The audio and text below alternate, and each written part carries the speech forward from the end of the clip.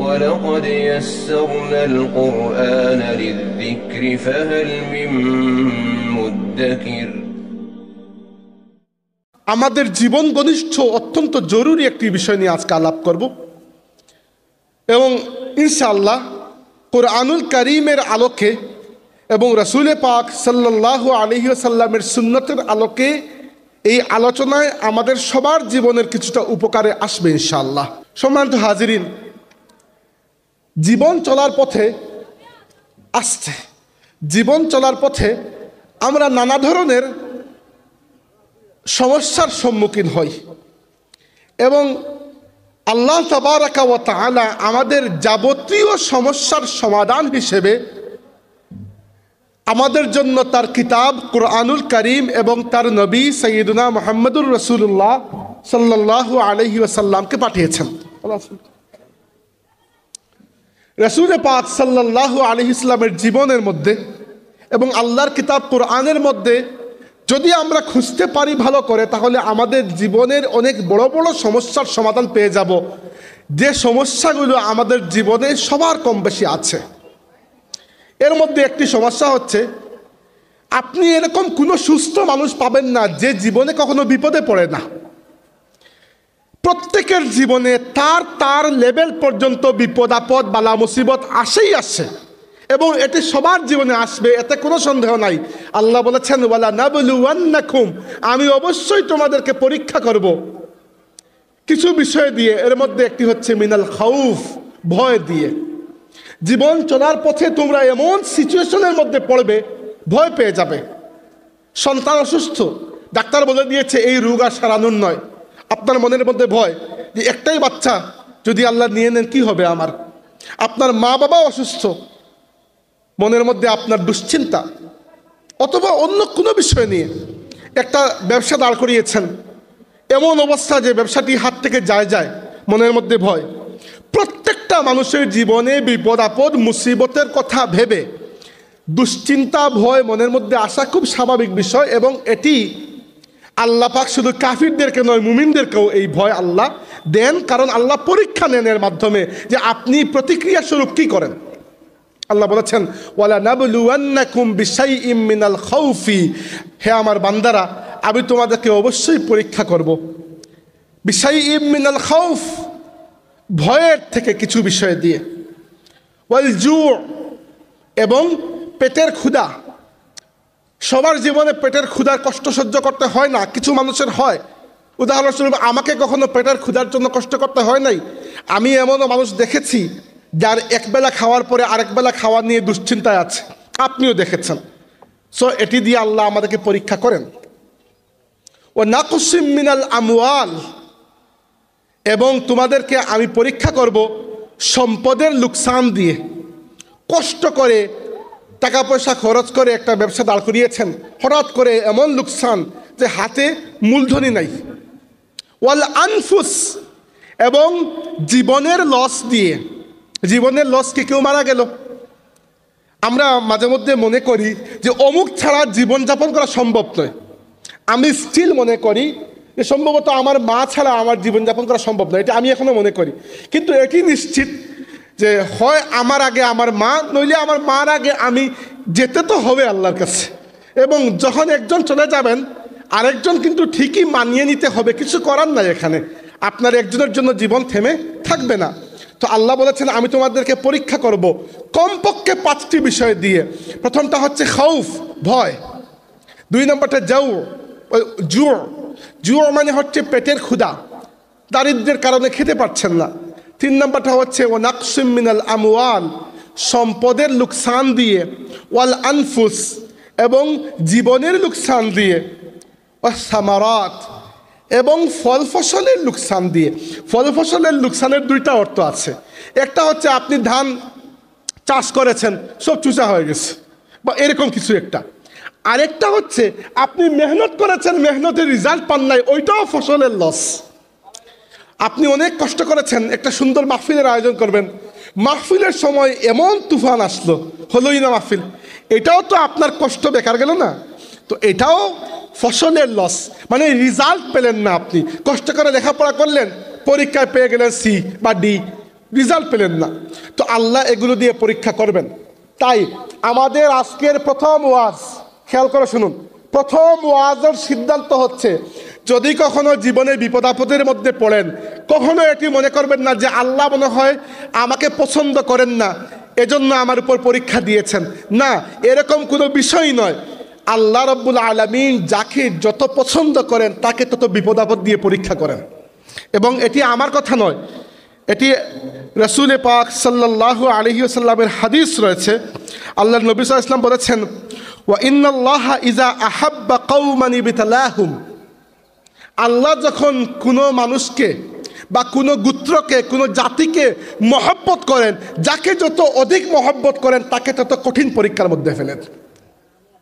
সাহাবীরা জিজ্ঞেস করলেন, ইয়া রাসূলুল্লাহ, তাইলে আল্লাহর জমিনের মধ্যে সবচেয়ে কঠিন পরীক্ষা, সবচেয়ে বেশি বিপদ আপদ কার উপরে আসে? আল্লাহর নবী এক মুহূর্ত দেরি না করে বললেন, সবচেয়ে বড় পরীক্ষা, কঠিন বিপদ আপদের মধ্যে পড়েন নবী রাসূলরা। কারণ কি? ইন্নাল্লাহা ইযা আহাব্বা কওমান ইবতালাহুম, আল্লাহ যাদেরকে সবচেয়ে বেশি মহব্বত করেন তাদেরকে সবচেয়ে কঠিন পরীক্ষার মধ্যে ফেলেন।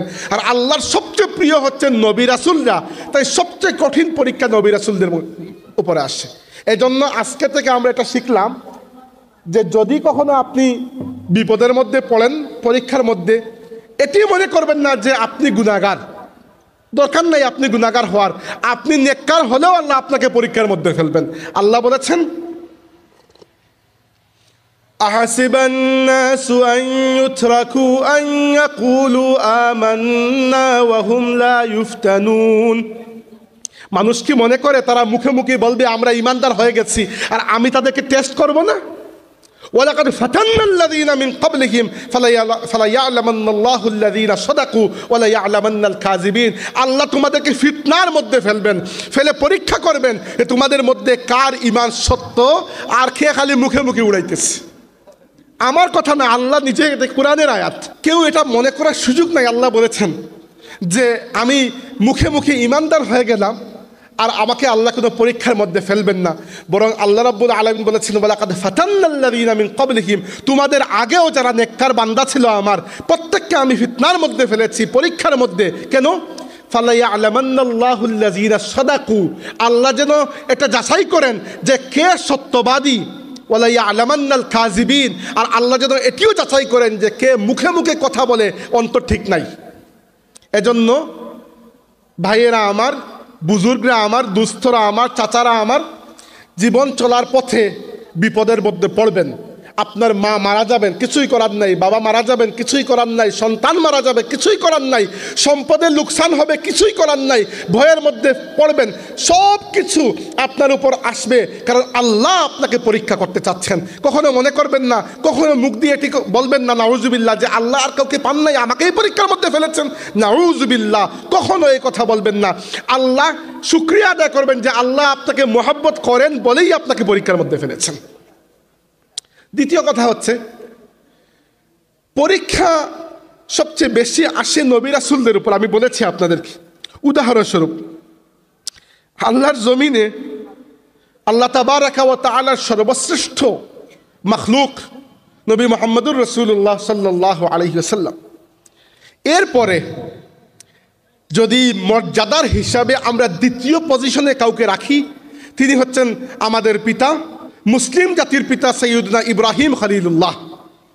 সৈয়দনা ইব্রাহিম খলিলুল্লাহ আলাইহিস সালাতু ওয়াস সালাম তার জীবনে যত পরীক্ষা দিয়েছেন, আল্লাহ বলেছেন, ওয়া ইযিবতালা ইব্রাহিম রাব্বুহু বিকালিমাতিন ফাআতাম্মাহুন, যখন আল্লাহ তাবারাকা ওয়া তাআলা ইব্রাহিমকে পরীক্ষা করলেন, ফাআতাম্মাহুন, ইব্রাহিম প্রত্যেকটি পরীক্ষায় পাশ করলেন।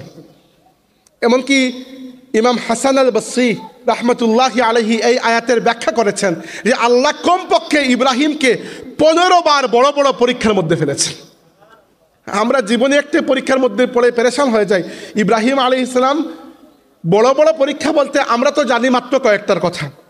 একটা হচ্ছে সন্তানকে কুরবানি দেওয়ার, এই যে মহান পরীক্ষা। আরেকটা হচ্ছে শিশুপুত্রকে মক্কায় নিয়ে নির্বাসন দিয়ে আসা, তার মা সহ, বড় পরীক্ষা। আরেকটা হচ্ছে নমরুজের অগ্নিকুণ্ডের মধ্যে নিক্ষিপ্ত হওয়া, কত বড় পরীক্ষা। আরও কত পরীক্ষা, কমপক্ষে 15টি পরীক্ষা। এই 15টি পরীক্ষার পরে তিনি যখন পাশ করেছেন তখন আল্লাহ রাব্বুল আলামিন বলেছেন, ইন্নী জাইলুকা লিন্নাসি ইমামা।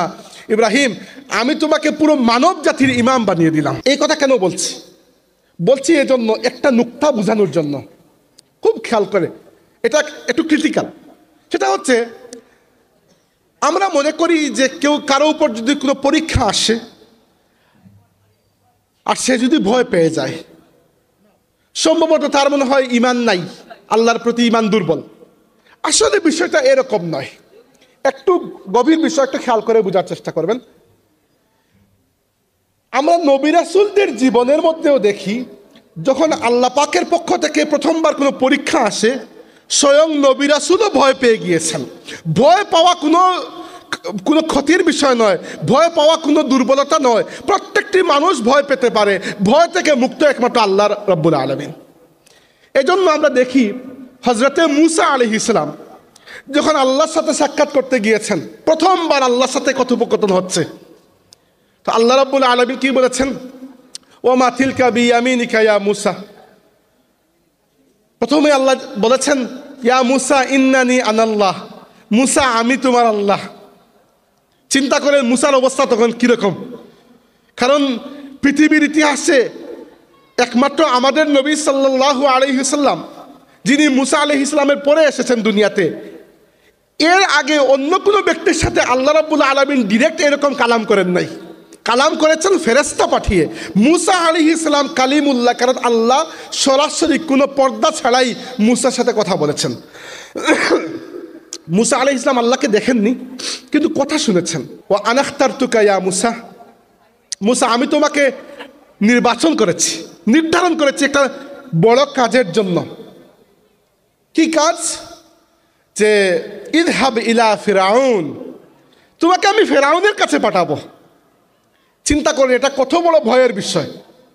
শুধু ফেরাউনের কাছে, সাধারণ কোনো মানুষের কাছে দিনের দাওয়াত দিতেই অনেক বেগ পোহাতে হয়, ফেরাউনের মতো জালিমের কাছে মূসা দিনের দাওয়াত নিয়ে যাবেন। মূসা আলাইহিস সালামকে এত বড় যুদ্ধে আল্লাহ নামাচ্ছেন, সাথে তো অস্ত্র দিতে হবে। তো আল্লাহ রাব্বুল আলামিন মূসা আলাইহিস সালামকে অস্ত্র দিচ্ছেন। কি অস্ত্র? আল্লাহ জিজ্ঞেস করলেন, ওমা তিলকা বিয়ামিনিকা ইয়া মূসা, মূসা তোমার হাতে ওইটা কি? আল্লাহ তো জানেন হাতে কি, তবুও জিজ্ঞেস করলেন হাতে কি? মূসা আলাইহিস সালাম বললেন, হিয়া আসাই, এটা আমার লাঠি। এরপরে আল্লাহর সাথে কথা বলার আনন্দে তিনি একটু বেশিই বলে ফেললেন যে আতাওয়াক্কাউ আলাইহা ওয়া আহুসসু বিহা আলা গানামি ওয়া লিয়া ফিহা মাআরিবু উখরা। আল্লাহ, এটাতে আমি ভর দেই, আর এটা দিয়ে গাছ থেকে পাতা ছিঁড়ে আমি আমার ছাগলকে খাওয়াই, আর আরও অনেক কাজ করি। এটা আল্লাহর সাথে গল্প করার জন্য। দেখেন, যে আল্লাহর সাথে মুনাজাতের মজা পেয়ে যায় সে কিন্তু রাতের ঘুমকে হারাম করে ফেলে। আমি জীবনে রাতের ঘুমকে হারাম করি না, কারণ আমার ওই নেক আখলাকি এখনো হয় নাই।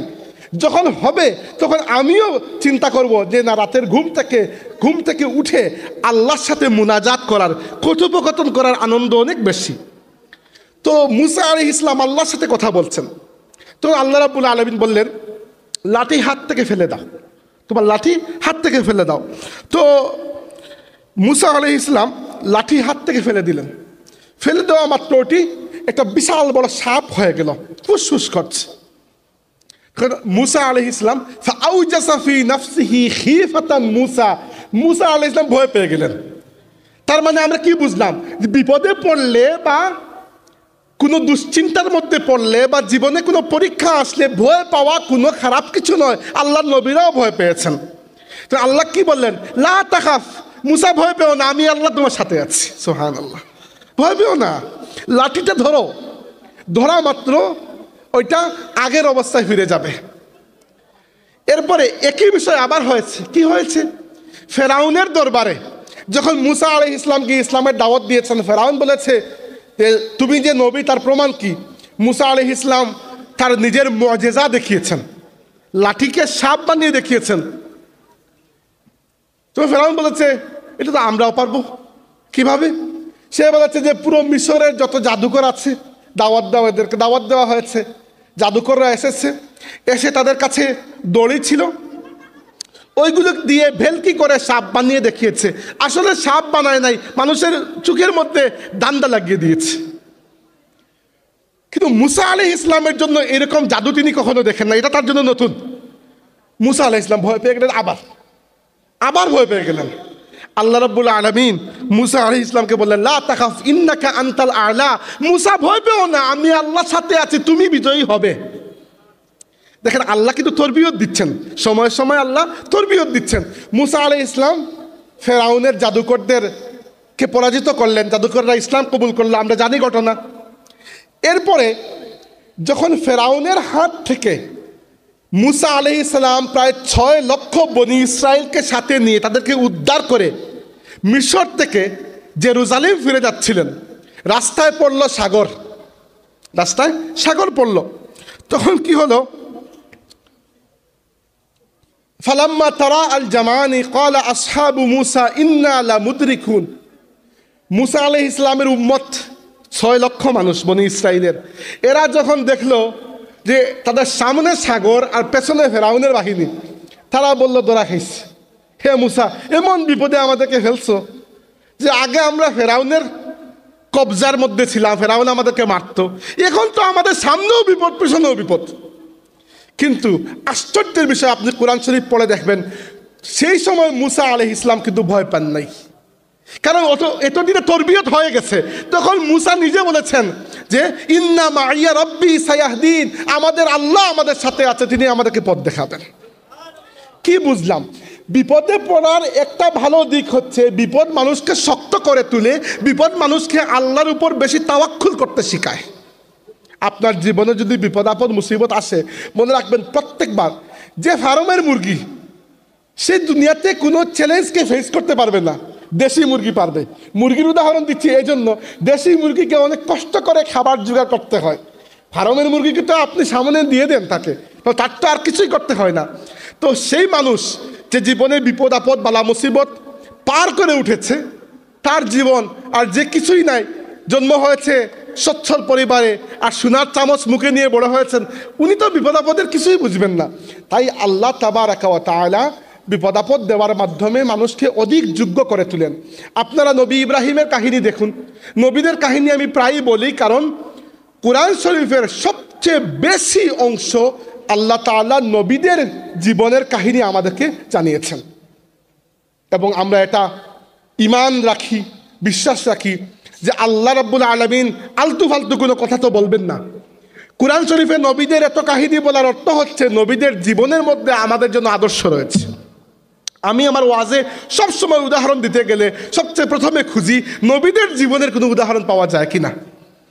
এবার ইব্রাহিম আলাইহিস সালামের বিষয়টা চিন্তা করুন। আপনি মনে করতে পারেন যে ইব্রাহিম আলাইহিস সালামকে আল্লাহ এত বড় পরীক্ষার মধ্যে ফেললেন 15 বার, তার মধ্যে সবচেয়ে বড় পরীক্ষা ছিল মূলত 3টা। একটা হচ্ছে নিজের ছোট্ট শিশু সন্তান ইসমাইলকে এবং ইসমাইলের মা হাজেরাকে সালামুল্লাহি আলাইহিমা একা মক্কা নগরীতে নিয়ে নির্বাসন দিয়ে ছেড়ে আসে। তখনকার মক্কা নগরী আজকের মক্কা নগরী নয়, আজকের মক্কা নগরী তো মহানগর, তখন মানুষই ছিল না, মানুষজন কিছুই নাই। ইব্রাহিম আলাইহিস সালাম একবারও অভিযোগ করেন নাই যে আল্লাহ আর কাউকে পাইলে না, আমাকে পাইলে বিপদের জন্য, না, তিনি ফেলে এসেছেন। 2 নম্বর বড় পরীক্ষা ছিল তার পুত্র যখন একটু বড় হলেন ইসমাইল, তখন আল্লাহর পক্ষ থেকে আবার নির্দেশ আসলো যে ইসমাইলকে আল্লাহর ওয়াস্তে আল্লাহর রাস্তায় যেন কুরবানি দেওয়া হয়। ইব্রাহিম আলাইহিস সালাম, আপনি চিন্তা করে দেখুন, শুধু বাবার জন্য ছেলেকে কুরবানি দেওয়া বাদ দিন, সাধারণ একজন মানুষের পক্ষে অন্য মানুষকে কুরবানি দেওয়া কি সম্ভব? এত তো বুকের শক্তি নাই আমাদের। ইব্রাহিম আলাইহিস সালাম তার ছোট পুত্রকে আল্লাহর আদেশে কুরবানি দিতে নিয়ে গেলেন, একবারও পেছনে ফিরে তাকালেন না। এমনকি কুরবানিটা সম্পন্ন হয়ে যাবে, আল্লাহ রাব্বুল আলামিন বলেছেন যে ফালাম্মা আসলামা ওয়া তাল্লাহু লিল জাবিন, ইব্রাহিম ইসমাইলকে কাত করে শুয়ালেন এবং যখন ছুরিটা চালিয়ে দেবেন এই অবস্থায় আল্লাহ রাব্বুল আলামিন ওহী পাঠালেন, ইয়া ইব্রাহিম কাদ সাদ্দাকতার রুইয়া, ইব্রাহিম তোমার স্বপ্ন সত্য হয়ে গেছে, আর কুরবানি দেওয়া লাগবে না। আর 3 নম্বর একটা বড় পরীক্ষা ছিল এরও আগে, এই 2টারই আগে তাকে অগ্নিকুণ্ডের মধ্যে নিক্ষেপ করা হয়েছিল। আগুনের কুয়ার মধ্যে নিক্ষেপ করা হয়েছিল। এবং ইব্রাহিম আলাইহিস সালাম তাফসিরে এসেছে সেই সময় আল্লাহর ফেরেশতা জিবরাইল এসে জিজ্ঞেস করলেন, হে আল্লাহর খলিল, আল্লাহর বন্ধু, আপনার কি কোনো সাহায্যের প্রয়োজন আছে? ইব্রাহিম আলাইহিস সালাম বললেন যে, হে জিবরাইল, যদি আপনি আমাকে সাহায্য করতে হয় তাহলে দরকার নেই আমার সাহায্যের, আর যদি সাহায্যটা আল্লাহর পক্ষ থেকে আসে তাহলে তো আল্লাহ আমার অবস্থার কথা জানেন। এবং ইব্রাহিম আলাইহিস সালাম তখন একটা কথা বলেছিলেন, একটা দোয়া করেছিলেন, যেটা এর আগে কখনো কেউ করে নাই, তিনি করেছিলেন। এবং পরবর্তীতে আমাদের নবী সাল্লাল্লাহু আলাইহি সাল্লাম জীবনে যতবার কোনো বিপদ আপদের মধ্যে পড়েছেন ওই দোয়াটি করেছেন। দোয়াটি খুবই সংক্ষিপ্ত, দোয়াটি হচ্ছে হাসবুনাল্লাহু ওয়া নি'মাল ওয়াকিল। এতটুকু বলুন আমার সাথে, হাসবুনাল্লাহু ওয়া নি'মাল ওয়াকিল। তাহলে জীবনের যে কোনো বিপদ আপদের দোয়া হচ্ছে এটা কখন পড়েছিলেন? ইব্রাহিম আলাইহিস সালামকে যখন অগ্নিকুণ্ডে নিক্ষেপ করা হচ্ছিল ওই অবস্থায় তার মুখ থেকে বেরিয়েছিল হাসবুনাল্লাহু ওয়া নি'মাল ওয়াকিল। আল্লাহ রাব্বুল আলামিন আগুনকে নির্দেশ দিয়েছেন, ইয়া নারু কুনি বারদাম ওয়া সালামান আলা ইব্রাহিম, আগুন তুমি ইব্রাহিমের জন্য আরামদায়ক শীতল হয়ে যাও। তো এত পরীক্ষা, আপনার মনে হতে পারে এত পরীক্ষা আল্লাহ কি জন্য নিলেন? এখন আমার বক্তব্যের 3 নম্বর পয়েন্ট, সেটা হচ্ছে আল্লাহ যখন কাউকে দিয়ে বড় কোনো কাজ করানোর উদ্দেশ্য করেন তখন পরীক্ষা নিয়ে নিয়ে আল্লাহ তাকে র্যাঙ্ক উপরের দিকে তুলেন, কারণ বড় মানুষের দ্বারাই বড় কাজ হয়ে থাকে। বড় কাজ কি? وَإِذْ يَرْفَعُ إِبْرَاهِيمُ الْقَوَاعِدَ مِنَ الْبَيْتِ وَإِسْمَاعِيلُ رَبَّنَا تَقَبَّلْ مِنَّا إِنَّكَ أَنْتَ السَّمِيعُ الْعَلِيمُ। ইব্রাহিম আর ইসমাইলকে দিয়ে আল্লাহ রাব্বুল আলামিন দুনিয়াতে কাবা শরীফ তৈরি করবেন, প্রথমবারের মতো আল্লাহর ঘর তৈরি হবে। ওই জায়গাটিকে আল্লাহ আগে থেকে সেট করে রেখেছেন আদম আলাইহিস সালামের মাধ্যমে, কিন্তু ঘর বানানো হয় নাই। ঘর বানিয়েছেন ইব্রাহিম আলাইহিস সালাম, অথবা এর আগে একবার ঘর বানানো হয়েছিল কিন্তু সময়ের সাথে সাথে ওটি ধ্বংস হয়ে গেছে। আজকে যে স্ট্রাকচার আমরা দেখছি ওই মূল স্ট্রাকচারটা বানিয়েছেন আমাদের বাবা ইব্রাহিম আলাইহিস সালাম।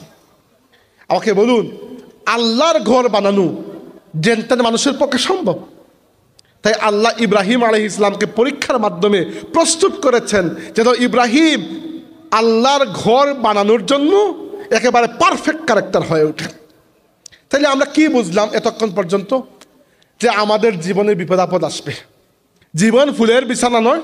হ্যাঁ, আপনার জীবনের বিপদ আর আমার জীবনের বিপদের মধ্যে পার্থক্য থাকতে পারে যার যার অবস্থা অনুযায়ী, কিন্তু বিপদ তো আসবে, এতে কোনো সন্দেহ নাই। দ্বিতীয় কথা হচ্ছে, বিপদ আসলে ভয় পাওয়া, দুশ্চিন্তাগ্রস্ত হওয়া, এতে কোনো সমস্যা নাই। আল্লাহ নবীরা পর্যন্ত ভয় পেয়েছেন। ভয় থেকে মুক্ত একমাত্র আল্লাহ, ভয় পেতে পারেন আপনি, স্বাভাবিক বিষয়। 3 নম্বর, বিপদ আপদ আমাদেরকে প্রস্তুত করে তুলে জীবনের যুদ্ধের জন্য। 4 নম্বর, আল্লাহ যার প্রতি বিপদ আপদ দেন বুঝতে হবে আল্লাহ তাকে মহব্বত করেন, এর জন্য তাকে বিপদ দিয়েছেন। দলিল কি? হাদিসটি জামিউত তিরমিজি কিতাবের মধ্যে আছে। আল্লাহ নবী কি বলেছেন? যে ইন্নাল্লাহা ইযা আহাব্বা কওমান ইবতালাহুম, আল্লাহ যখন কোনো মানুষকে, কোনো জাতিকে, কোনো কওমকে মহব্বত করেন, যাকে যত মহব্বত করেন তাকে তত কঠিন বিপদের মধ্যে ফেলেন। আমাকে বলুন, রাসূল পাক সাল্লাল্লাহু আলাইহি সাল্লাম জীবনে কমপক্ষে বলা যায় যে তিনি 3 বার ইয়াতীম হয়েছেন। একবার ইয়াতীম হয়েছেন জন্মের আগেই, তিনি যখন মায়ের পেটে তখন তার মা মারা গেছেন, দুঃখিত বাবা মারা গেছেন, তাই একবার ইয়াতীম। তার বয়স যখন 6 বছর তখন মা মারা গেছেন, দ্বিতীয়বার ইয়াতীম। এরপরে আল্লাহর নবী সাল্লাল্লাহু আলাইহি সাল্লামের পুরো দায়িত্ব কার হাতে? দাদার হাতে। আরও 2 বছর পরে তার দাদা আব্দুল মুত্তালিব মারা গেছেন, 3 নম্বর বারে ইয়াতীম। তো চিন্তা করে দেখেন, মানুষের জীবনে আপনজনকে হারানো যদি দুঃখ হয়ে থাকে, আমার নবী থেকে বেশি দুঃখ কেউ পেয়েছেন? আচ্ছা, শেষ নয়, রাসূলুল্লাহ সাল্লাল্লাহু আলাইহি ওয়াসাল্লামের সাপোর্ট সিস্টেম, মানুষের জীবনে সাপোর্টার থাকে, একা কেউ কোনো কাজ করতে পারে না। আল্লাহর নবীর সবচেয়ে বড় 2জন সাপোর্টার ঘরের মধ্যে আমাদের মা সাইয়্যিদা খাদিজা রাদিয়াল্লাহু আনহা, আর ঘরের বাইরে আমাদের নবীর চাচা আবু তালিব, মাত্র 1 মাসের ব্যবধানে, কোনো কিতাবে আছে মাত্র 2 সপ্তাহের ব্যবধানে দুজনে ইন্তেকাল করেছে। সেটা কোন বছর?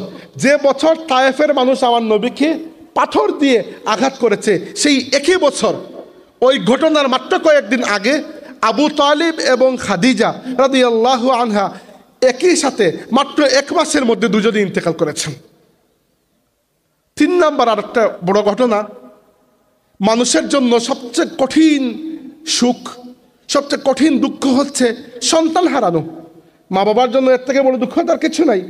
রাসূল পাক সাল্লাল্লাহু আলাইহি সাল্লামকে আল্লাহ রাব্বুল আলামিন 7 জন সন্তান দিয়েছিলেন। 7 জন, 4 জন মেয়ে, 3 জন ছেলে। 4 জন মেয়ে, জাইনাব, রুকাইয়া, উম্মে কুলসুম এবং ফাতিমা রাদিয়াল্লাহু আনহুম আজমাইন। আর 3 পুত্র হচ্ছেন কাসিম, আব্দুল্লাহ এবং ইব্রাহিম। আপনার চিন্তা করে দেখেন, একজন মানুষের 7 জন সন্তান, 6 জন সন্তানকে, 7 জনের মধ্যে 6 জনকে রাসূলুল্লাহ সাল্লাল্লাহু আলাইহি ওয়াসাল্লাম নিজের চোখের সামনে কবর দিয়েছেন। অর্থাৎ তিনি দুনিয়াতে থাকা অবস্থায় তার 7 সন্তানের মধ্যে 6 জন ইন্তেকাল করেছেন। একমাত্র ফাতিমা রাদিয়াল্লাহু আনহা ছাড়া আল্লাহর নবীর 3 কন্যা, 3 পুত্র সবাই রাসূলুল্লাহ সাল্লাল্লাহু আলাইহি ওয়াসাল্লাম দুনিয়াতে থাকা অবস্থায় ইন্তেকাল করেছেন। এবার বুঝুন, আপন জনকে হারানো যদি দুনিয়ার সবচেয়ে বড় দুঃখ হয়ে থাকে, মা হারানো, বাবা হারানো, দাদা হারানো, চাচা হারানো, স্ত্রী হারানো, সন্তান হারানো, কোন দিক থেকে আমার নবীর চেয়ে কষ্টকে সহ্য করেছেন বলুন আমাকে? তাইলে আপনারা কি বিপদে পড়লে বলবেন যে আল্লাহর কাউকে পেলেন না, আমাকে দিলেন? নাউজুবিল্লাহ। আল্লাহ নবী সাল্লাল্লাহু আলাইহি ওয়াসাল্লাম আয়েশা সিদ্দিকা রাদিয়াল্লাহু আনহা, আমাদের মা আয়েশা সিদ্দিকা রাদিয়াল্লাহু আনহা জিজ্ঞাসা করলেন, ইয়া রাসূলুল্লাহ, উহুদের ময়দানে যখন আপনার দাঁত মুবারক শহীদ হয়েছে, আপনি আল্লাহ নবী সাল্লাল্লাহু আলাইহি ওয়াসাল্লামের এই জায়গাটা ফেটে গেছে, এই চুয়ালের উপর মাথা ফেটে গেছে। পুরো আপনারা ইতিহাসটা পাবেন সিরাতের কিতাবগুলোর মধ্যে, যে কিভাবে কার আঘাতে আল্লাহ নবী কতটুকু কষ্ট পেয়েছেন। তো আম্মাজান আয়েশা সিদ্দিকা রাদিয়াল্লাহু আনহা জিজ্ঞাসা করলেন, ইয়া রাসূলুল্লাহ, উহুদের যুদ্ধের দিনের চাইতে কঠিন কোনো দিন কি আপনার জীবনে এসেছে? আল্লাহ নবী বললেন, হ্যাঁ, উহুদের চাইতে আরেকটা দিন আছে আমার জীবনে, উহুদের চাইতে কঠিন। সেটা কোন দিন? সেটা হচ্ছে যেদিন আমি তায়েফ গিয়েছিলাম। রাসূল পাক সাল্লাল্লাহু আলাইহি ওয়াসাল্লাম মক্কা শরীফে প্রায় 11-12 বছর ইসলামের দাওয়াত দিয়েছেন। মক্কার মানুষ খুব একটা সাড়া দিচ্ছে না। শিয়াবে আবু তালিব নামক একটা পাহাড়ের উপত্যকায় আল্লাহর নবী এবং তার পুরো খানদানকে ওই সময় ওই বন্দিদশার অবস্থায় খাদিজা এবং আবু তালিব ইন্তেকাল করেছেন। তো এরপরে রাসূল পাক সাল্লাল্লাহু আলাইহি ওয়াসাল্লাম চিন্তা করেছেন যে মক্কায় থাকা আমার জন্য অসম্ভব বিষয়, অন্য কোনো শহরে যদি আমি যেতে পারি, সেই শহরের মানুষ যদি আমার দাওয়াত কবুল করে, তাইলে মনে হয় আমি আমার বেস মক্কা থেকে ওই শহরে চেঞ্জ করতে পারবো। রাসূল সাল্লাল্লাহু আলাইহি ওয়াসাল্লাম গিয়েছেন তায়েফে। তায়েফ মক্কা শরীফ থেকে খুব একটা দূরে নয়, এখন যেতে 1-2 ঘন্টা হয়তো লাগে, তখন আর একটু বেশি সময় লাগতো। একটু পাহাড়ি উঁচু এলাকা। তখন রাসূল সাল্লাল্লাহু আলাইহি ওয়াসাল্লাম যখন গিয়েছেন, সাথে মাত্র একজন মানুষ, যায়েদ ইবনে হারিসা রাদিয়াল্লাহু আনহু, একটু সাহাবী। তো তায়েফের মানুষ তো প্রথমে মৌখিকভাবে এমন কোনো খারাপ কথা না যেটা বলে নাই তারা। আর এরপরে ফিরে আসার সময় তায়েফের যুবকরা পাথর হাতে নিয়ে রাসূল পাক সাল্লাল্লাহু আলাইহি ওয়াসাল্লামের উপর পাথর নিক্ষেপ করেছে। শরীর থেকে এত রক্ত বেরিয়েছে যে রাসূলুল্লাহ সাল্লাল্লাহু আলাইহি ওয়াসাল্লাম কিছু সময়ের জন্য অচেতন হয়ে গিয়েছিলেন। এই অবস্থায় আল্লাহর নবী আল্লাহর কাছে দোয়া করেছেন, আল্লাহুম্মা ইলাইকা আশকু দাফা কুওয়াতি ওয়া কিল্লাতা হিলাতি ওয়া হাওয়ানি আলান নাস। হে আল্লাহ, আমি তোমার কাছে ওজর পেশ করছি, আমি বড় দুর্বল, আমার সাথে মানুষজন নাই, কিন্তু এরা কি আমার সাথে এইরকম আচরণ করবে? চিন্তা করে দেখুন, মানুষের সাথে খারাপ আচরণ করলে যদি মানুষের মনে কষ্ট লাগে, আমার নবীর চাইতে বেশি খারাপ আচরণ আর কেউ সহ্য করেছেন? তো আমি যেটি বলতে চাচ্ছি, বিপদে পড়লে এটি মনে করার কোনো কারণ নাই যে আল্লাহ মনে হয় আমাকে ত্যাগ করেছেন। বিপদে পড়লে কখনো এটি মনে করবেন না আল্লাহ মনে হয় ত্যাগ করেছেন। না, আপনার জীবনে যদি বিপদ আপদ আসে, মনে রাখবেন, আপনি নতুন নয়, আপনি সূচনা নয়, আপনি শেষও নয়। আপনার আগেও মানুষের উপর বিপদ এসেছে, আপনার পরেও মানুষের উপর বিপদ আসবে। আর বিপদ আপদ আসলে সেই বিপদ আপদ মানুষের ঈমানকে, আল্লাহর সাথে তাআল্লুককে যেরকম মজবুত করে, সুখে থাকলে আল্লাহর সাথে তাআল্লুক এরকম মজবুত হয় না। মানুষের জীবনে মাঝে মধ্যে পরিবর্তন আসে এবং বেশিরভাগ ক্ষেত্রে এই পরিবর্তনগুলো আসে বড় কোনো বিপদ আসার পরে। এরকম হয় না? অনেকবার দেখবেন যে স্ত্রী সন্তান নিয়ে, ব্যবসাপাতি নিয়ে, চাকরি বাকরি নিয়ে পুরো সেটেল, সুন্দর রমরমা অবস্থা, নামাজ নাই, কিচ্ছু নাই, কোনো কিছু খেয়াল নাই, এরকম মানুষ তো আছে, সুখী কিন্তু আল্লাহমুখী নয়। হঠাৎ করে একটা বাচ্চার ক্যান্সার হয়ে গেল, আল্লাহ মাফ করুক, বাচ্চাটা মারা গেল। তো বাচ্চা তো আল্লাহ নিয়ে গেলেন, কিন্তু ওই উসিলায় প্রায় সময় দেখা যায় পুরো পরিবার দিনের পথে ফিরে আসে কিনা? আমি নিজের চোখে এরকম উদাহরণ দেখেছি। এবং যখন এরকম হয়, এইটা কিন্তু কোনো লোকসানের বিষয় নয়। কুরআন শরীফে এরকম উদাহরণ আমরা পাই মুসা এবং খিজিরের কাহিনীতে। মুসা এবং খিজিরের যে 2 নম্বর কাহিনী, সেখানে মুসা আলাইহিস সালাম এবং হযরতে খিজির আলাইহিস সালাম যখন হাঁটছেন, খিজির আলাইহিস সালাম একটা বাচ্চাকে বাড়ি দিয়ে মেরে ফেললেন। মুসা আলাইহিস সালাম বললেন, এটা কি করলেন আপনি? সে বাচ্চাকে আপনি মেরে ফেললেন? আর খিজির আলাইহিস সালামকে আল্লাহ এমন ইলিম দিয়েছেন যে ইলিম সাধারণত আল্লাহ বান্দাদেরকে দেন না, ওইটা বিশেষ ইলিম। খিজির আলাইহিস সালাম তখন ব্যাখ্যা করলেন যে মুসা, আল্লাহ আমাকে তো জানিয়েছেন যে এই বাচ্চাটি বড় হয়ে আল্লাহর নাফরমান হবে, কাফির হয়ে যাবে। আর এই বাচ্চার মা বাবা বড় ভালো মানুষ, তাই আমি এই বাচ্চাটিকে বাল্যকালে একেবারে ছোট বয়সে হত্যা করলাম আল্লাহর আদেশে। তাহলে কি হবে? ওই বাচ্চাটি নাবালক অবস্থায় মারা গেছে, জান্নাতে যাবে। বাচ্চার কারণে বাচ্চার মা বাবা গুমরাহ হবে না, তো বাচ্চার মা বাবার আখিরাতটাও বেঁচে যাবে।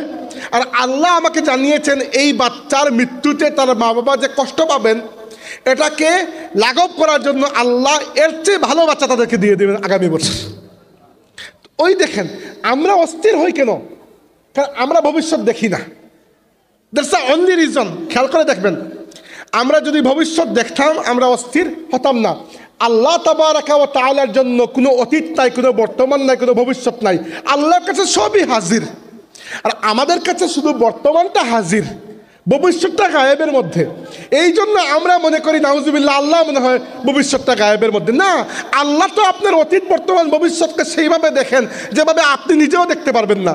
তো আল্লাহ তো ভালো করে জানেন যে এই যে ছোট্ট একটা মুসিবত আপনার উপর এসেছে, এই মুসিবতের মাধ্যমে আপনি এতটা আল্লাহমুখী হবেন, আপনার দুনিয়া আখিরাত এক ওসিলায় ঠিক হয়ে যাবে। তো এটা তো কোনো লোকসানের ব্যবসা নয়, লাভের ব্যবসা। তো এই জন্য বিপদ আপদ মুসিবত আসলে, কি জন্য আজকে এটা নিয়ে কথা বললাম, এই বছর আমি এটাই প্রথম আপনাদের এখানে এই মাহফিল করে আমি শুরু করেছি। এর আগে এই বছর আর কখনো করি না এই মাহফিল, মানে এইবার।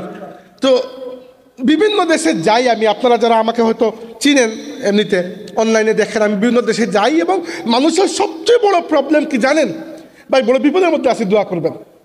এইটা সবচেয়ে বেশি দোয়ার জায়গা মানুষের, এবং এটা আমি কখনো খারাপ পাই না। এটা দোয়া চাওয়া উচিত, দোয়া করা উচিত।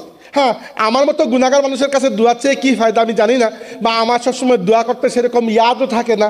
কিন্তু এরকম আল্লাহর ওলি ছিলেন দুনিয়াতে। আপনারা ইমাম আহমদ ইবনে হাম্বল রহমতুল্লাহ আলাইহির নাম শুনেছেন, হাম্বলি মাযহাবের ইমাম।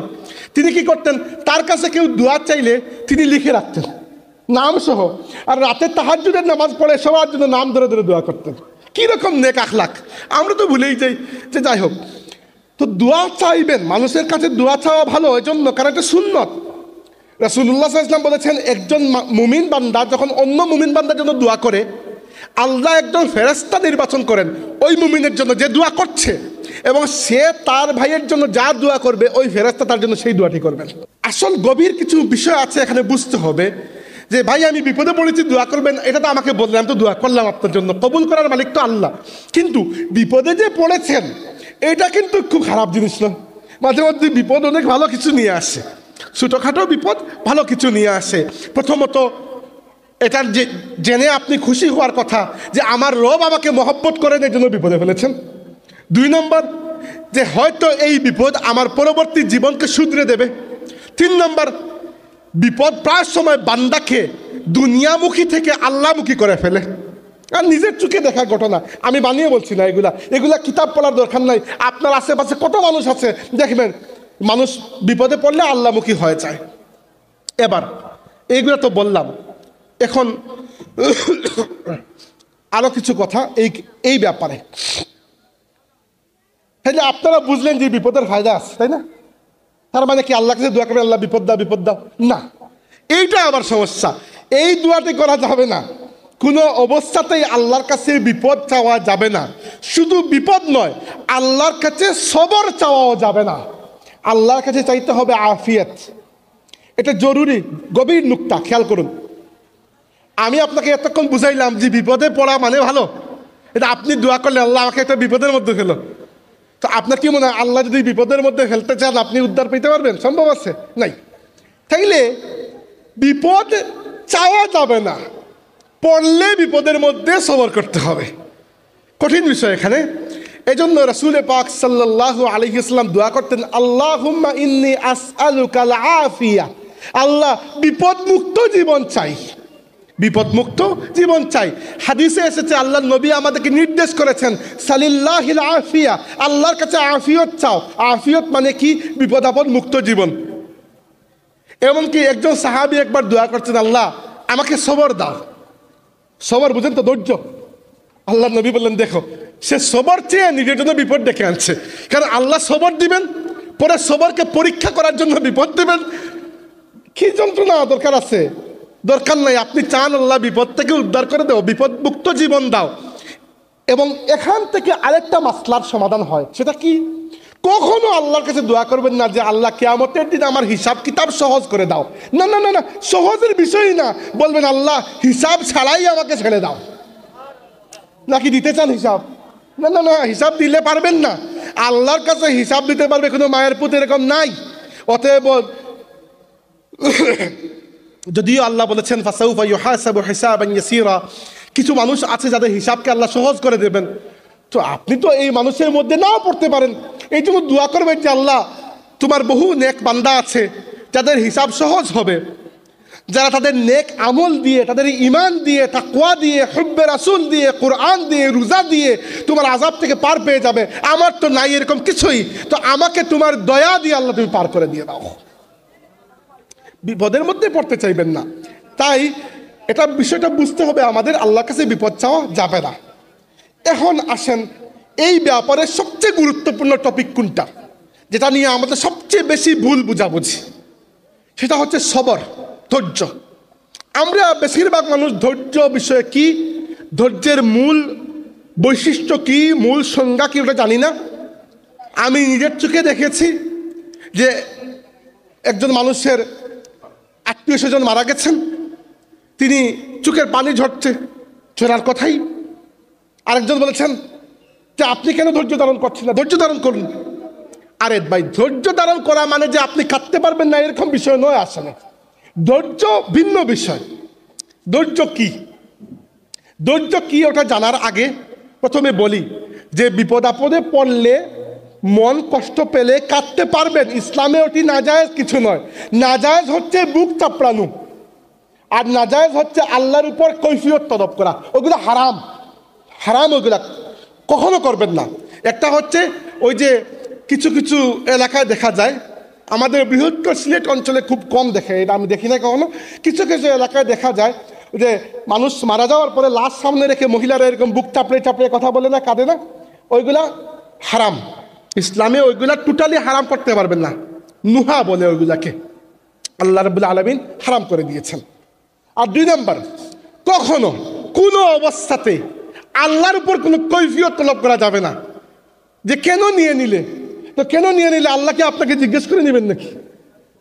বাইরে আপনার বাবা হয়েছেন পরে, আল্লাহর বান্দা প্রথমে। বিষয়টা খেয়াল করুন, আপনার বাবা পরে, আল্লাহর বান্দা প্রথমে। হক কার বেশি, আপনার না আল্লাহর? আল্লাহর। অতএব আল্লাহকে আপনাকে জিজ্ঞেস করে চালাবেন দুনিয়া যে আমাকে এতিম করে তুমি বাবাকে নিয়ে নিলে, এইরকম কোনো কিছু বলা যাবে না। এইগুলা শেষ পর্যন্ত ঈমান নষ্ট করতে পারে। প্রথমে একবার হয়তো বলে দিয়েছেন ভুলবশত, অভ্যাস হয়ে গেলে ঈমান হারা হয়ে যাবেন, করা যাবে না। কিন্তু কাঁদা যাবে, কাঁদতে পারবেন, এমনকি যদি শব্দ করেও কাঁদেন সমস্যা নাই। রাসূলুল্লাহ সাল্লাল্লাহু আলাইহি ওয়াসাল্লামের 3 নম্বর সন্তান ইব্রাহিম রাদিয়াল্লাহু আনহু মাত্র 1.5 বছর বয়সে ইন্তেকাল করেছেন। আল্লাহর নবীর সবচেয়ে ছোট সন্তান ইব্রাহিম। আল্লাহ নবী খুব মহব্বত করতেন এবং ইব্রাহিম রাদিয়াল্লাহু আনহু 1.5 বছরের বাচ্চা এবং জন্মের পর থেকে তার শ্বাসকষ্টের সমস্যা ছিল। ইব্রাহিম যিনি জন্মের পর থেকে শ্বাসকষ্ট, তো বয়স যখন 1.5 বছরের মতো, তো শ্বাসকষ্ট মারাত্মক বেড়ে গেল আর একেবারে মারা যাচ্ছেন এরকম অবস্থা। খবর পেয়ে রাসূলুল্লাহ সাল্লাল্লাহু আলাইহি ওয়াসাল্লাম আসলেন এবং বাচ্চাকে কুলে নিলেন এরকম। এবং কিতাবে এসেছে যে আল্লাহ নবী তাকিয়ে দেখছেন এবং নিজের চোখের সামনে নিজের 1.5 বছরের বাচ্চা হাঁপানি উঠেছে। কি পরিমাণ কষ্টের বিষয় চিন্তা করে দেখেন বাবার জন্য। রাসূলুল্লাহ সাল্লাল্লাহু আলাইহি ওয়াসাল্লামের চোখ দিয়ে পানি পড়ছে এবং চোখ দিয়ে পানি পড়ে আল্লাহ নবী সাল্লাল্লাহু আলাইহি ওয়াসাল্লামের দাড়ি মুবারক অনেক ঘন ছিল, বড় দাড়ি ছিল, সুন্দর দাড়ি, তো দাড়ি মুবারক বেয়ে পানি ফুটা ফুটা পড়ছে। তো একজন মানুষ যিনি হয়তো এত ভালো করে বিষয়টা বুঝেন নাই, তিনি জিজ্ঞেস করলেন যে আচুব কি ইয়া রাসূলুল্লাহ, হে রাসূলুল্লাহ আপনিও কাঁদেন? অর্থাৎ বিষয়টা বুঝতে পারছেন, তিনি বুঝেন নাই। তিনি মনে করছেন মনে হয় নবী রাসূলুল্লাহ মনে হয় মানুষ না, তারা মনে হয় কাঁদতে পারবে না, তারা মনে হয় রোবটের মতো, এরকম বিষয় না, কাঁদতে পারেন। আল্লাহ নবী তখন কি বললেন যে কান্না আল্লাহর পক্ষ থেকে রহমত হয়ে আসে সেই সকল মানুষের জন্য যাদেরকে আল্লাহ মহব্বত করেন। কাঁদতে পারবে, সমস্যা নাই। এর চেয়ে বড় ঘটনা, হুদায়বিয়ার সন্ধির পরে কোনো একটা জায়গায় আল্লাহ নবী অভিযানে গিয়েছেন, আমার এখন ইয়াদ নাই, এই মুহূর্তে ভুলে গেছি। ফিরে আসার পথে আরবরা যদিও মরুভূমি দিয়ে চলতো, কিন্তু তাদের একটা রাস্তা ছিল। হ্যাঁ, রাস্তা এরকম পিচ রাস্তা নয়, কিন্তু এটা আন্দাজ ছিল কোন দিকে গিয়ে কোন দিকে যেতে হবে। মানুষ হাঁটলে এমনিতেই তো একটা রাস্তা হয়ে যায় ওইদিকে। তো মরুভূমি দিয়ে যাওয়ার সময়ও আরবরা মোটামুটি রাস্তার মতো কিছু একটা তারা বানিয়ে নিত, যদিও পিচ ছিল না। তো রাসূলুল্লাহ সাল্লাল্লাহু আলাইহি ওয়াসাল্লাম মদিনা শরীফে ফিরে আসছেন, আসার পথে মেন যে রোড ছিল সেই রোড থেকে সরে নিজের উট সরিয়ে মরুভূমির দিকে যাত্রা শুরু করেছেন। আমি সিরাতের কিতাবে পেয়েছি সাথে সাহাবীর সংখ্যা ছিল প্রায় 500, কিন্তু হাদিসের কিতাবে এসেছে 500 নয়, 1000 সাহাবী প্রায় সাথে ছিলেন, প্রায় 1000-এর মতো বা 1000-এর বেশি। আকসারু মিন আলফ, 1000-এর বেশি সাহাবী। একজন সাহাবী মুখ থেকে একটি কথা উচ্চারণ করেন নাই ইয়া রাসূলুল্লাহ রাস্তা তো এইদিকে, আপনি এইদিকে কই যান।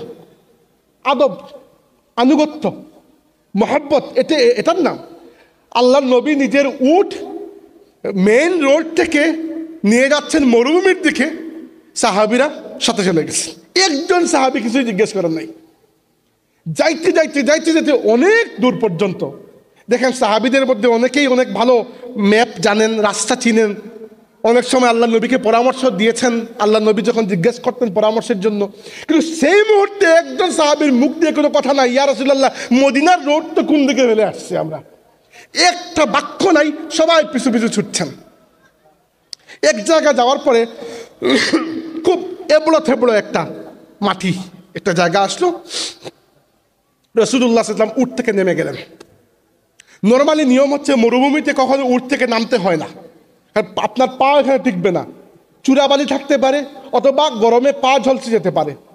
পা যেমনি রাসূলুল্লাহ সাল্লাল্লাহু আলাইহি ওয়াসাল্লাম উট থেকে নামলেন, প্রায় 1000-এর উপরে সাহাবী সবাই উট থেকে নেমে গেলেন। এই হচ্ছে আনুগত্য, এই হচ্ছে মহব্বতের রাসূল। রাসূলুল্লাহ সাল্লাল্লাহু আলাইহি ওয়াসাল্লাম হাঁটছেন, সমস্ত সাহাবীর সাথে হাঁটা দিলেন, কোনো কথা নাই।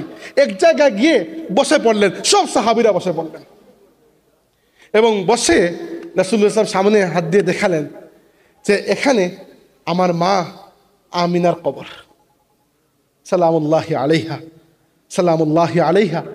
আমার মা আমাকে সাথে নিয়ে গিয়েছিলেন ইয়াসরিব, তৎকালীন মদিনায়, আমার বাবার কবর জিয়ারতে। আর ফিরে আসার পথে এই আবওয়া নামক এলাকায় আমার মা ইন্তেকাল করেছেন। আর আমরা মানুষ মাত্র 3 জন, অর্থাৎ আমিনা সালামুল্লাহি আলাইহা, আর শিশুপুত্র রাসূলুল্লাহ সাল্লাল্লাহু আলাইহি ওয়াসাল্লাম, আর সাথে একটা মেয়ে আমিনার ঘরে কাজ করতেন, উম্মে আইমান। তো তারা এখানে হয়তো অন্য মানুষের সহযোগিতা নিয়ে আমিনাকে এখানে কবর দিয়ে উম্মে আইমান আল্লাহর নবীকে নিয়ে দাদা আব্দুল মুত্তালিবের কাছে পৌঁছে দিয়েছেন। রাসূলুল্লাহ সাল্লাল্লাহু আলাইহি ওয়াসাল্লাম বসার পরে বললেন যে আমি আল্লাহর কাছে অনুমতি চেয়েছি জিয়ারত করার, আল্লাহ আমাকে অনুমতি দিয়েছেন জিয়ারত করার। এবং তখন আল্লাহ নবী বললেন যে তোমরাও কবর জিয়ারত করবে, কারণ কবর জিয়ারত মৃত্যুর কথা স্মরণ করিয়ে দেয়। এবং আস্তে আস্তে রাসূলুল্লাহ সাল্লাল্লাহু আলাইহি ওয়াসাল্লামের চোখ দিয়ে পানি পড়তে লাগলো। চোখ দিয়ে পানি পড়ে পড়ে আস্তে আস্তে দাড়ি মুবারক ভিজতে শুরু করলো। একটু পরে রাসূলুল্লাহ সাল্লাল্লাহু আলাইহি ওয়াসাল্লাম কাঁদতে শুরু করলেন, একটু সাউন্ড করে। কিছুক্ষণ পরে আল্লাহর নবী ফুফাতে শুরু করলেন। কাঁদতে কাঁদতে অস্থির হয়ে যাওয়া একটা বিষয় আছে না, যে রাসূলুল্লাহ সাল্লাল্লাহু আলাইহি ওয়াসাল্লাম কাঁদছেন, কাঁদতে কাঁদতে শ্বাস আটকে যাচ্ছে। এখানে উপবিষ্ট হাজারের উপরে সাহাবী আল্লাহর রাসূলের কান্না দেখে কেউ কান্না থামাতে পারলেন না। সাইয়্যিদা আমিনার কবর শরীফকে সামনে রেখে মুহাম্মদুর রাসূলুল্লাহ সাল্লাল্লাহু আলাইহি ওয়াসাল্লাম সহ দেড় হাজারের মতো সাহাবী শিশুদের মতো কাঁদতে কাঁদতে আল্লাহর কাছে দোয়া করলেন। কি বুঝলাম? বিপদে কাঁদা যায়। কি বুঝলাম? নবী রাসূলের, বিশেষ করে আমাদের নবী সাল্লাল্লাহু আলাইহি ওয়াসাল্লামের মা বাবাকে আমরা জাহান্নামী মনে করি না। কি বুঝলাম? রাসূলুল্লাহ নিজে তার মা বাবার জিয়ারত করেছেন, তাই জিয়ারত করা সুন্নত। কতটি মাসলার সমাধান এই এক হাদিস দিয়ে হয়ে যায়, কতটি মাসলার সমাধান। আমাদের এখানে কিছু আকীদাগত বিচ্যুতি পাওয়া যায় যে রাসূলুল্লাহ সাল্লাল্লাহু আলাইহি ওয়াসাল্লামের মা বাবা জাহান্নামী, নাউযুবিল্লাহি মিন যালিক। এটা এরকম কথা উচ্চারণ করা উচিত নয়। ইন্নাল্লাযীনা ইউযুনাল্লাহা ওয়া রাসূলাহু লাআনাহুমুল্লাহু ফিদ দুনিয়া ওয়াল আখিরা। যারা আল্লাহ এবং রাসূলকে কষ্ট দেয়, আল্লাহ এবং রাসূলকে কষ্ট দেওয়ার মানে হচ্ছে রাসূলকে কষ্ট দেওয়া। আল্লাহকে তো আপনি চাইলেও তো কষ্ট দিতে পারবেন না, ঠিক না? তো রাসূলকে কষ্ট দেওয়ার নামই হচ্ছে আল্লাহকে কষ্ট দেওয়া। তো আল্লাহ কি বলেছেন? যারা আল্লাহ এবং রাসূলকে কষ্ট দেয় দুনিয়া আখিরাতে তাদের উপর আল্লাহর লানত বর্ষিত হয়। ও আ'আদ্দা লাহুম আযাবাম মুহিনা, তাদের জন্য রয়েছে কঠিন লাঞ্ছনাদায়ক আযাব। খুব বেশি লম্বা করবে না, খেয়াল করুন। এখন আমরা সমাধানের দিকে আসছি। এতক্ষণ খালি সমস্যা বলছিলেন, সমাধানে যাবো আমরা। আপনার অপ্রাপ্তিকে, এই যে আপনি একটা কিছু হারিয়েছেন, এই হারানোকে আল্লাহর দেওয়া প্রাপ্তির সাথে যোগসূত্র স্থাপন করার নাম হচ্ছে সবর। বুঝতে পারেন না? আমি বুঝতে পারছি, আমি বুঝিয়ে বলবো। রাসূল পাক সাল্লাল্লাহু আলাইহি ওয়াসাল্লামের একটা হাদিস রয়েছে যে একজন মুসলমানের জীবনে যখন কোনো দুঃখ, কষ্ট, দুশ্চিন্তা, হাম্মুন, হুজনুন, জ্বর, সর্দি, কাশি থেকে নিয়ে সামান্য টেনশন, এমনকি ইজাস্তাকা শাকওয়াতান আও কামা ক্বালা, যখন একটা কাঁটা তার পায়ে বিদ্ধ হয়, একজন মুসলমান যখন সামান্যতম কষ্টের মধ্যে পড়ে, এর বিনিময়ে আল্লাহ তার গুনাহকে মাফ করে দেন। তাইলে আপনি যত বড় বিপদের মধ্যে পড়লেন, আপনি আশা করতে পারেন তত বড় বিপদ থেকে কিয়ামতের দিন আল্লাহ আপনাকে অলরেডি উদ্ধার করে দিয়েছেন, তাই না? এটাই তো সবর হচ্ছে। এই জায়গায় সবর আপনার বিপদকে সরায় না, সবর বিপদকে সহ্য করতে সাহায্য করে। বুঝতে পেরেছেন? যদি সবর না থাকতো মানুষ কি বাঁচতে পারতো না। তাই যেটি বলছিলাম, সবর হচ্ছে এটা মনে মনে ভাবা যে তাকদীর তো আল্লাহ আগে লিখে রেখেছেন। লিখে রাখেন নাই? তাকদীর তো আল্লাহ আমাদের দুনিয়াতে আসার আগেই লিখে রেখেছেন। 2, আল্লাহর আদেশ বা ইচ্ছা ছাড়া কিছুই হয় না। 3, আল্লাহ বলেছেন তিনি যখন কোনো কিছু কেড়ে নেন তার চেয়ে বহুগুণ বাড়িয়ে আমাদেরকে প্রতিদান দেন। তাইলে আমি যদি আল্লাহর উপর কোনো কৈফিয়ত তালাশ না করি, বেঈমানি কোনো কথা না বলি, আমি যদি কোনো অস্থিরতা না করি, তাহলে এই বিপদের কারণে আল্লাহ আমাকে কিয়ামতের দিন বহুত বড় জাযা দান করবেন। এইটা মনে মনে চিন্তা করে নিজেকে শান্ত রাখার নাম হচ্ছে সবর। সবর মানে আপনি কাঁদতে পারবেন না এরকম নয়, কাঁদতে পারবেন, সমস্যা নাই, কান্না করতে পারবেন। সবর মানে হচ্ছে আল্লাহর উপর আপনি কৈফিয়ত তলব করতে পারবেন না। বিষয়টা বুঝতে পেরেছেন? এখন দেখেন বিপদ আপদ আসলে কি করবেন, এইটা শিখিয়ে বয়ান শেষ করব। বিপদ থেকে উদ্ধার পাওয়ার কয়েকটি রাস্তা, দুনিয়াবি বিপদ থেকে উদ্ধার পাওয়ার কয়েকটি রাস্তা রয়েছে। এর মধ্যে প্রথমটি হচ্ছে যেটিকে আল্লাহ রাব্বুল আলামিন সবরের সাথে মিলিয়ে কোরআনে উল্লেখ করেছেন, সেটি হচ্ছে আসসালাহ। ইয়া আইয়ুহাল্লাযীনা আমানুস্তাঈনু বিস-সাবরি ওয়াস-সালাহ। ভাইরা আমার, প্র্যাকটিক্যাল লাইফের এক্সাম্পল আমি জীবনে তো আহামরি কোনো বিপদের মধ্যে পড়ি নাই, কিন্তু প্রত্যেকের জীবনে যার যার লেভেল পর্যন্ত মুসিবত তো আসেই। আমি আপনাকে চ্যালেঞ্জ করছি না, ভাই হিসাবে বলছি, পরীক্ষা করে দেখতে পারেন আমার কথা। জীবনের যখন কোনো বিপদ আপদ আসে, অজু করে 2 রাকাত নামাজে দাঁড়িয়ে যান। ফরজ নামাজ নয়, ফরজ নামাজের হিসাব তো অন্য, ফরজ নামাজ আমি নফলের কথা বলছি। যে কোনো বিপদ আপদ মুসিবত আসলো অজু করে, এবং এটা সুন্নত, আমার কথা নয়, এটা আপনার নবীর সুন্নত। 2 রাকাত নামাজে দাঁড়িয়ে যান এবং চেষ্টা করুন সূরা কিরাত একটু সংক্ষিপ্ত করে সেজদায় একটু বেশি সময় কাটাইতে। নর্মালি তো আমাদের ফরজ নামাজের হিসাবটা খুবই স্ট্রিক্ট, কিভাবে কি করবেন বলা আছে। নফল নামাজের হিসাবে তো স্ট্রিক্ট না, নফল নামাজ আপনি চাইলে লম্বা করতে পারেন, সমস্যা নাই। নফল নামাজে সুবহানা রাব্বিয়াল আলা 3 বার পরেই উঠতে হবে এরকম না, আপনি চাইলে বেশিও পড়তে পারেন, সমস্যা নাই। ফরজের কথা বলছি না, নফলের কথা বলছি, কিন্তু বারবার বলছি। তো যখন আপনি নামাজে দাঁড়াবেন 2 রাকাত বিপদ আপদের মধ্যে পড়ার পরে চেষ্টা করবেন সেজদায় গিয়ে 3 বারের অধিক, একটু বেশি, আরেকটু বেশি সুবহানা রাব্বিয়াল আলা, সুবহানা রাব্বিয়াল আলা, সুবহানা রাব্বিয়াল আলা। প্রত্যেকবার সুবহানা রাব্বিয়াল আলা পড়বেন। আমি পার্সোনাল গ্যারান্টি দিয়ে আপনাকে বলছি, আমার জীবনে এরকম হয়েছে যে আপনার কষ্ট একটু একটু করে কমতে শুরু করবে। এই যে নফল নামাজের ফজিলত, যেটি বিপদের মুখে আল্লাহ নবী সাল্লাল্লাহু আলাইহি ওয়াসাল্লাম এটি করতেন।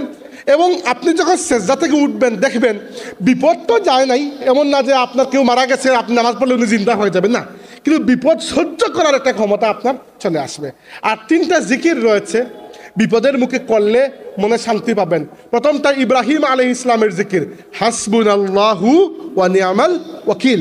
2 নম্বরটা হচ্ছে কুরআন শরীফে আল্লাহ যেটি বলেছেন, আল্লাযীনা ইযা আসাবাতহুম মুসিবাতুন ক্বালু ইন্না লিল্লাহি ওয়া ইন্না ইলাইহি রাজিউন। তাহলে 2 নম্বরটা হচ্ছে কি, ইন্না লিল্লাহি ওয়া ইন্না ইলাইহি রাজিউন। আর 3 নম্বরটা হচ্ছে যেটাকে আল্লাহ নবী বলেছেন জান্নাতের নিয়ামত সমূহের মধ্যে একটা নিয়ামত আল্লাহ আমাকে দুনিয়াতে দিয়েছেন, এই নিয়ামতের নাম হচ্ছে লা হাওলা ওয়ালা কুওয়াতা ইল্লা বিল্লাহ। তাইলে বিপদ আপদ থেকে উদ্ধার পাওয়ার অনেক রাস্তা আছে, সবগুলো বললাম না, সময় শেষ। প্রথমটা বললাম 2 রাকাত নফল নামাজ পড়বেন সেজদাটা লম্বা করে। আর 2 নম্বর হচ্ছে 3টা জিকির অধিক হারে পড়বেন যে কোনো বিপদে। প্রথমটা হচ্ছে হাসবুনাল্লাহু ওয়া নি'মাল ওয়াকিল, 2 নম্বরটা হচ্ছে ইন্না লিল্লাহি ওয়া ইন্না ইলাইহি রাজিউন, 3 নম্বরটা হচ্ছে লা হাওলা ওয়ালা কুওয়াতা ইল্লা বিল্লাহ। আল্লাহ রাব্বুল আলামিন আমাদের বসা এবং শোনাকে কবুল করুন। ওয়া আখিরু দাওয়ানা আনিল হামদুলিল্লাহি রাব্বিল আলামিন।